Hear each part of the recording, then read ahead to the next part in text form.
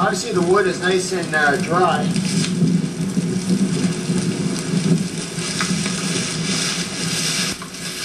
As you start getting a good flame, you may want to also just start adding some bigger logs, like so. But keep on feeding the fire with smaller pieces as well. You want some good air going into it. You want to establish a good bed of hot coals. I always have plenty of birch bark ready to go as well, just to keep the fires going, to keep the flame going. If it starts going, if I'm losing the flame or so, I can always add more birch bark or more tinder, such as leaves, as you can see. Perfect example of getting anything flammable away from the, far away from the fire.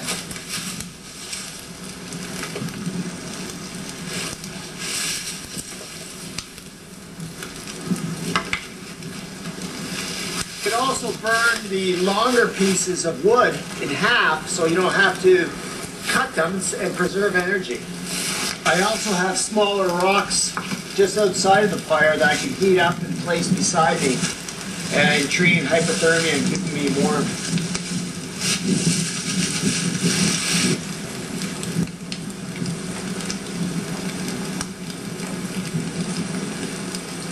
As you can see, we're getting a good bed of coals established already. That's what you really want. There's plenty of firewood around here. It's on the ground. You want to now start adding hardwood. That'll establish the fire to keep it longer, going longer. Other ways of getting a fire going is fine steel wool and batteries. Fine steel wool is an excellent tinder. Should be carrying an emergency kit also. What you do is you get your batteries out of your flashlight.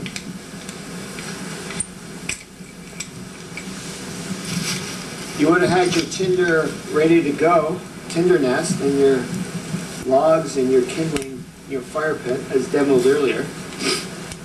So you get your positive to negative.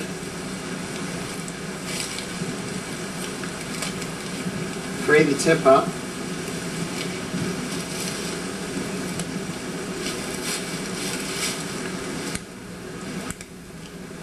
Blow it into flame. Take out your cell phone battery.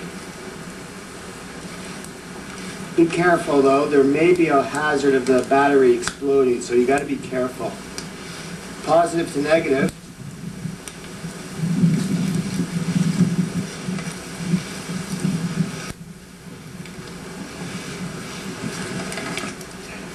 With the magnesium stick, you want to, first of all, peel the fine birch bark or other tinders very finely. With the magnesium flint, magnesium block, you want to scrape off the magnesium, but the size of a dime. Hollow of a dime, you just keep on scraping. Scraping it right onto the birch bark.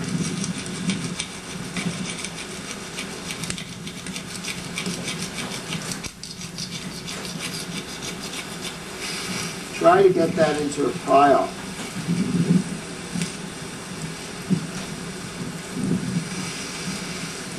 Actually, if you could see the frays of birch bark, it would be even better just to get that onto there.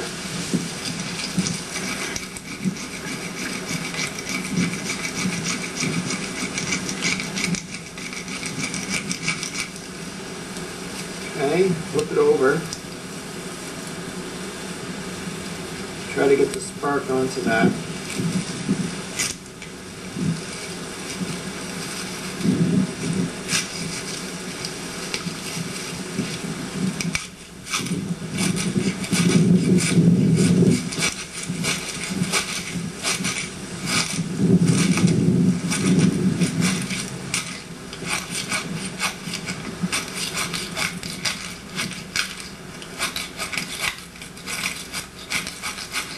There we go.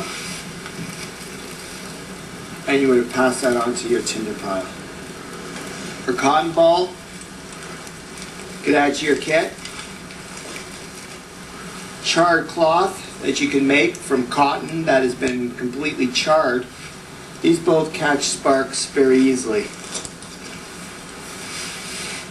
As you can see,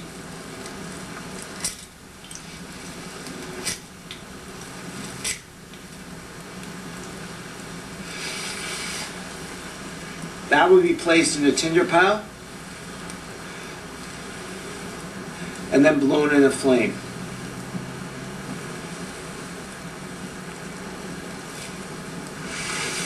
Cotton balls as well,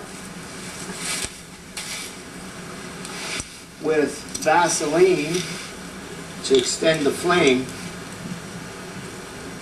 You can also use lip balm, wax, anything with a petroleum jelly or wax to establish the flame even hotter, and making it last longer. There we go. So you can see the petroleum jelly melting, the Vaseline, making the flame burn longer and hotter. All these techniques you would have placed in the tinder pile. Discussed earlier, charred cloth is an excellent tinder. In the Canadian Shield, there's plenty of quartz around. There's other type of flints. If you have metal, not stainless steel, high carbon metal that gives you a spark, you can actually catch the spark onto the charred cloth, transfer that in a tinder nest and blow it in flame. So,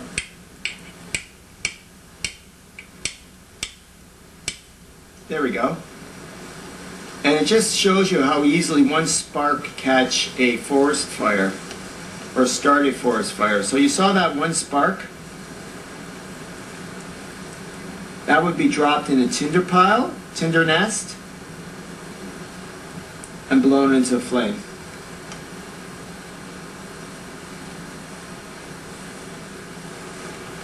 What I have here is pine sap or pine tar, spruce gum. That's very flammable, and I'm going to demo. Once you establish a fire,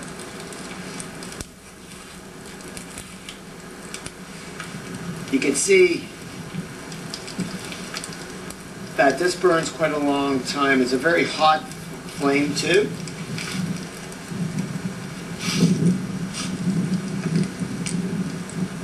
And it drips. So this can be added to your tinder pile as well.